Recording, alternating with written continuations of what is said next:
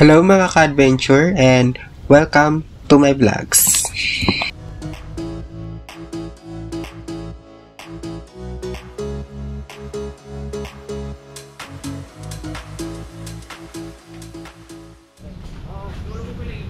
Opo, tadi naka-video. For today's vlogs mga ka-adventure ay samahan niyo po ako na bisitahin natin ang dagat dito sa aming baryo.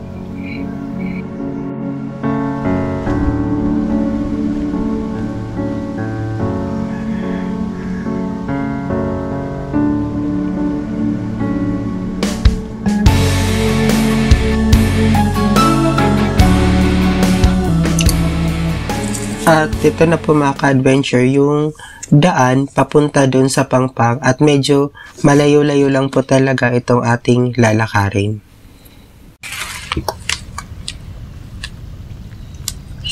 And finally mga ka-adventure, at ito na po yung Pangpang ng dagat dito sa amin at isa po itong saltwater swamp na kung saan ito ay isa ring mangrove forest.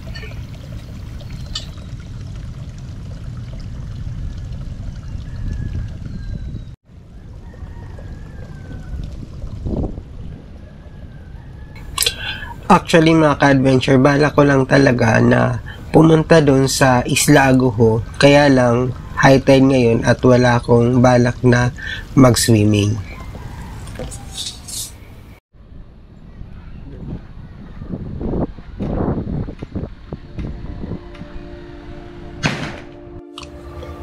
At alam niyo ba mga ka-adventure na dito sa baryo namin, dito sa Luneta, ay merong isang isla na malapit lang talaga sa Pangpang. At kailangan lang natin at lumusong sa doon sa katubigan at tawirin yung mangrove forest para makita natin ang sinasabi kong natatagong paraiso.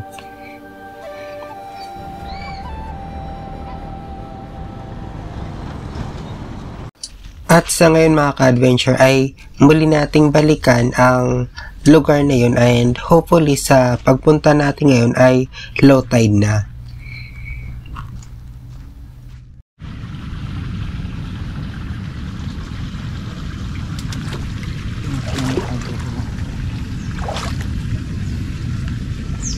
Saltwater nito.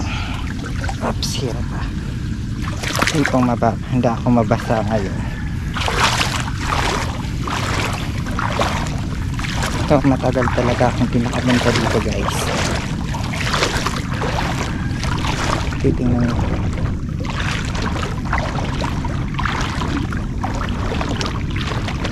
Hopefully makatawid tayo hanggang doon guys. So ganito talaga ang isura dito.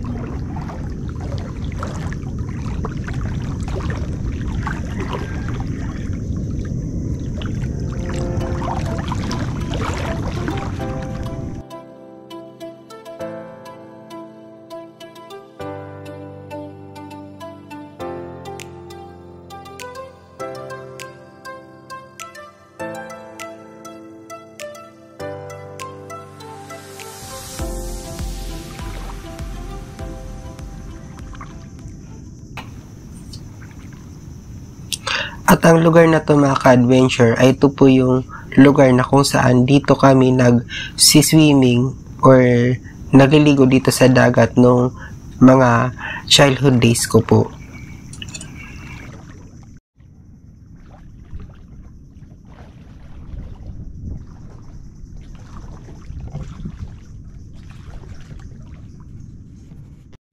So yun, hindi pa talaga masyadong low tide, so aminado ako talaga basa pati ang shorts ko. Buti na lang talaga dinala yung cellphone. But anyway mga ka-adventure, sa may dulo naman ito, titingnan natin ito. May parang isla dito guys.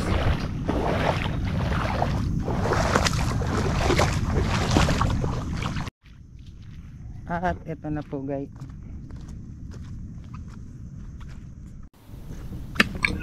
At galing dito mga ka-adventure sa lugar na ito ay maririnig na natin ang tunog ng mga alon mula sa laot. na tila bang isang nag-aabang na magandang tanawin.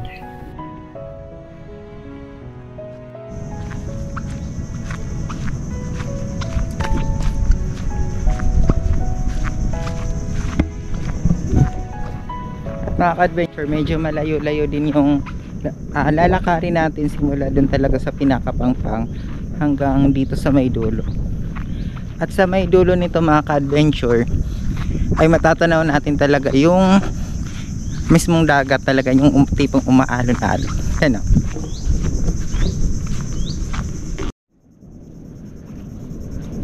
At mga ka-adventure, ito na po yung makikita nating parang pinaka beach no mismo dagat dito sa baryo namin.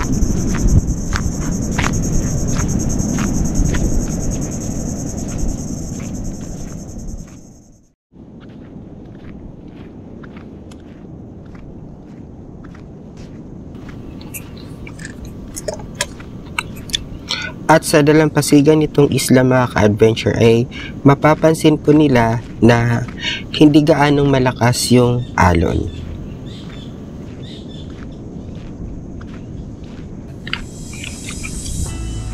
At bukod mga ka-adventure sa naaangking ganda ng lugar na ito, ay meron din itong malawak na bahura na kahit mang anong bagyo ang dumating sa bayan namin ay hindi masyado itong masasalanta. At galing po dito mga ka-adventure, dito sa kinatatayuan ko ay matatanaw na natin ang dulo nitong bahura na kung saan doon humahampas ang malalakas na alon.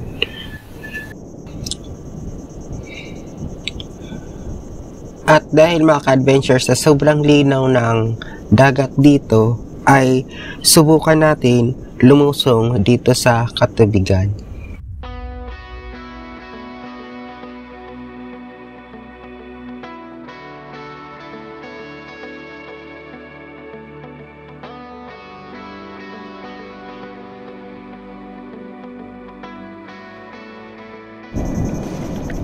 Ng adventures, totoo lang medyo malalim-lalim pa yung tubig dito. Ay!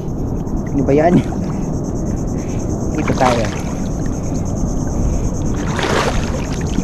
Pero sa totoo lang, ingat tayo, may mga tayong banda dyan.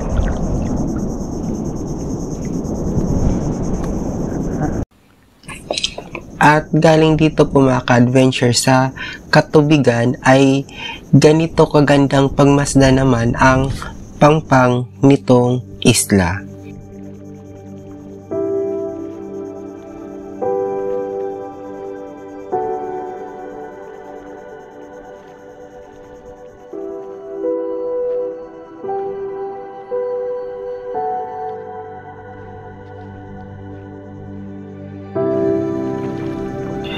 Paraiso mang ituring ito mga ka-adventure, pero sa totoo lang, mangilan-ngilan lang talaga ang nakakaalam sa lugar na ito. At ang tanging alam ko lang mga ka-adventure sa lugar na to ay pasyalan namin nung kabataan ko.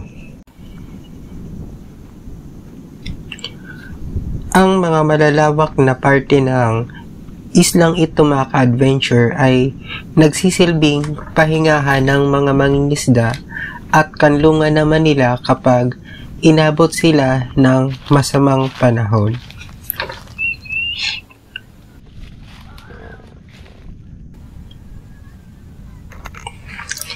Sa pagkakalam ko talaga mga ka-adventure ay walang nakatira sa lugar na to.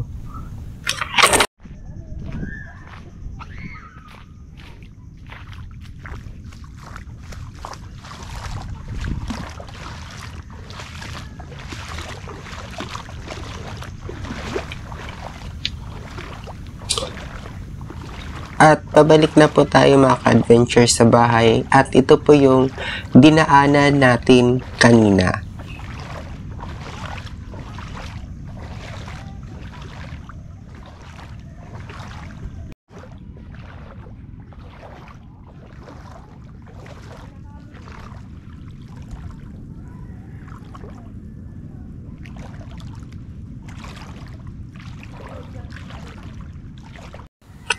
ito naman po mga ka-adventure, yung binanggit ko kanina na lugar na kung saan kami naliligo noong childhood days ko. Pero mga ka-adventure, ito rin po ang nagsisilbing shortcut ng mga bangka, lalo na kung high tide.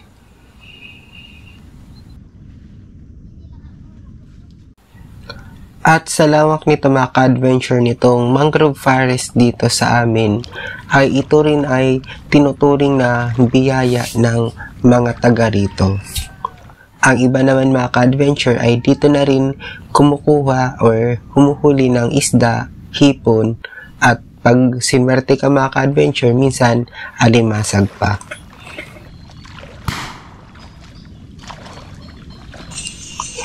Sa katunayan talaga mga ka-adventures, ang buong coastline ng baryo namin ay puro mangrove forest. Kaya inaakala ng lahat na walang dagat sa Barrio Luneta.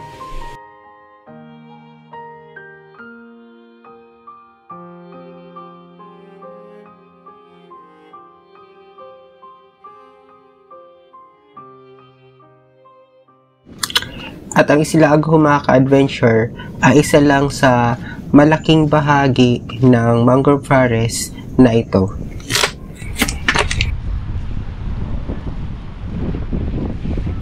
At ang mangrove forest na ito mga ka-adventure ay masisiliayan nila ng husto kung pupunta sila ng Barcelona Ruins Park.